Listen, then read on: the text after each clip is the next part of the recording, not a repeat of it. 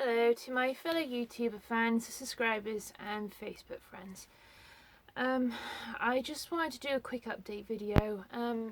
It's going to be a while before I do any subscription box reviews or just anything at all on YouTube, and I'm just keeping a bit of a lowdown profile on Facebook as well. I might just do the occasional share because I'll get bored and I need to do something. Reason being is I've gone through a considerable life change recently. To those who know me on Facebook, unfortunately on February 7th, Wednesday, 11:20, my dear father Leroy Sons passed away. I'm sorry to cry and I look like an ugly crier, but it's very hard to hold back the tears right now, and I'm sure you can understand. Unfortunately, for the past year, since February 2016, exactly on February 1st, my father was ill. He first went to hospital and we thought that at first he went through a stroke, and then it was possible seizure, and then through possible other things. The first sign that I saw of my dad becoming ill was a few days before, when his hands were considerably shaky and he was considerably agitated and very irritable. I just considered that just a stress from work, and the day before it did get progressively worse and he just went to work and everything was fine. On February 1st though, I was at work at the time when this happened. About 2:30 my mother called me in tears saying that Dad had been rushed to hospital.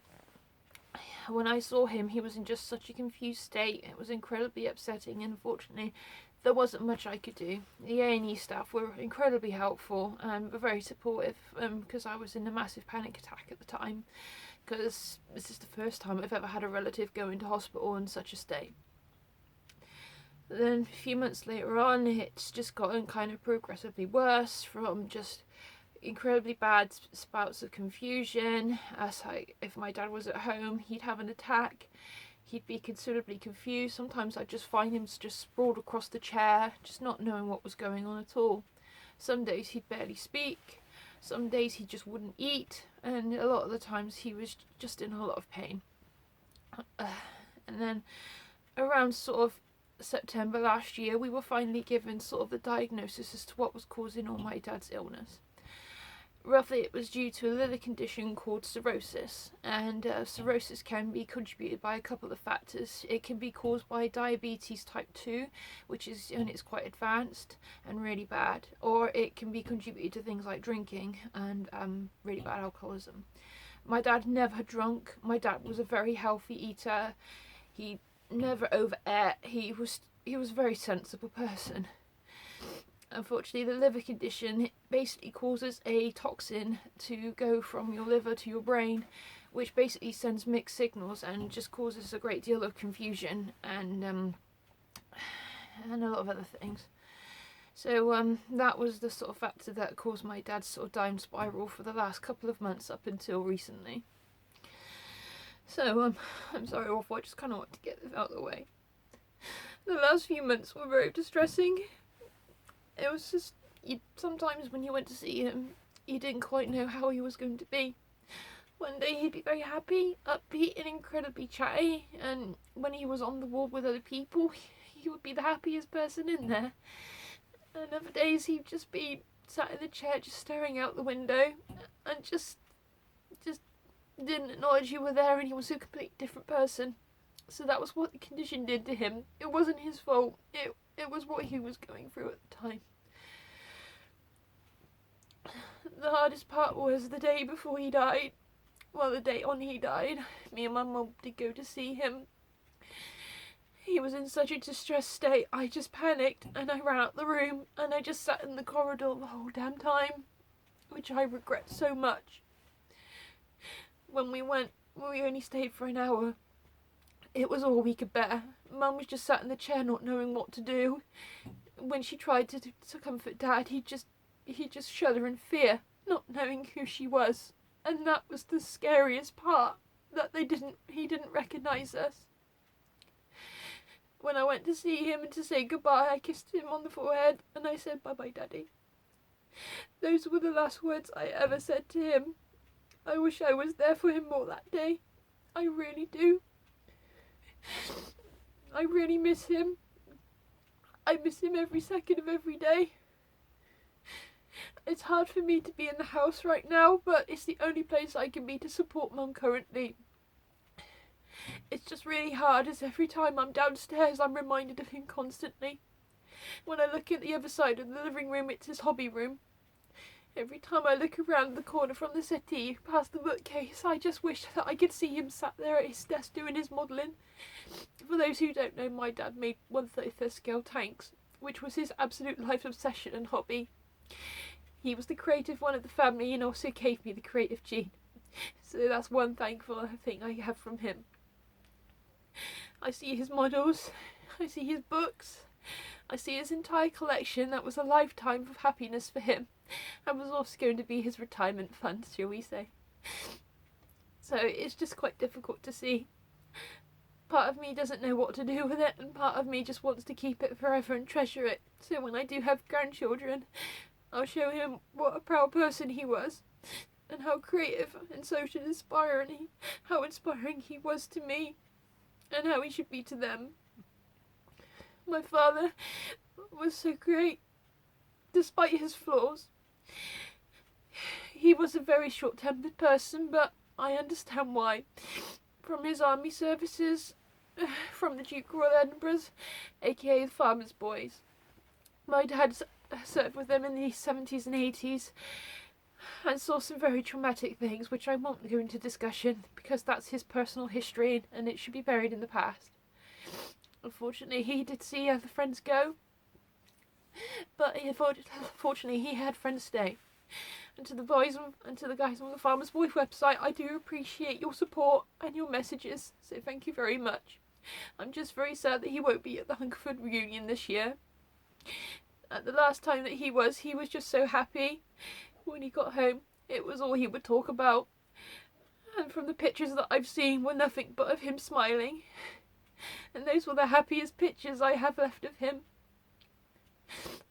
And those are the ones of me and Mum on the bus with him, going to town just to get his glasses. Just seeing him smile just made my heart dance. I'm sorry, I'm just finding it very hard. I want to thank my dad for inspiring me to be a hard worker. He always told me, if you work hard, you're working for your money right. And he always taught me that. And I've always stuck to my guns. For every job I've had, I've worked so hard. He always taught me to be creative, as I done with my drawing and my illustration work. He's always taught me to be truthful and honest. Because, well, if you lie to him, you fucking know about it. And I'm sorry to swear. He loved me and my mum to pieces, and every time he saw us, he would always tell us how much he loved us. With hugs and kisses, and just the occasional holding of his hand on the side of the bed when he was in hospital. And I love him so much. I really do. I miss him. I miss him terribly. This is the most I've cried for a while. In the past few days, I've just been sat in a slump on the settee, not quite knowing what to do with myself. Because unfortunately, there isn't much more we can do for him until we have paperwork and everything sorted for him. And then after that, we can get arrangements sorted for him. My dad always joked that if he was going to die and he wanted to be sent off, he'd rather have his ashes in the compost heap or buried in a cardboard box. Because he always never valued himself as that great a person. As unfortunately, he's never had the best upbringing from his family. He lived, as far as I know, he lived on a farm. His sisters were pretty much favourited over him. And he always sort of regretted that further things that he hadn't done. And then he left the army when he was quite young. And then he met my mother. I miss him so much. It feels like a part of me's just been ripped out. I feel so hollow and empty inside. I really do. I miss you, Daddy. I love you so much. And when I send you away, I'm gonna try and keep back the tears and give you the best eulogy I can do. As I'm a very emotional person like my mother. have him cremated, and we will spread his ashes at Stanton Park, which is a national park in Swindon. It was always our favourite place to go for family walks with Cookie, or just as a general place just to get away from the quiet. One of my favourite memories going there was when we went there 2 years ago on Christmas Day. It was a beautiful sunny day. It was lovely and frosty. Despite the cold, it was very beautiful, and we enjoyed the walk considerably. So that's a happy memory I'll always keep in my heart. This year's Christmas will be considerably difficult since Dad missed last year's in 2016. And he felt so guilty for it. But we didn't care. All we cared about was him coming home. He was still at Birmingham Hospital at the time, which was very difficult, as me and Mum could only see him every 2 weeks. So with that, there's not really much more I can say. I love you, Daddy. I love you so much.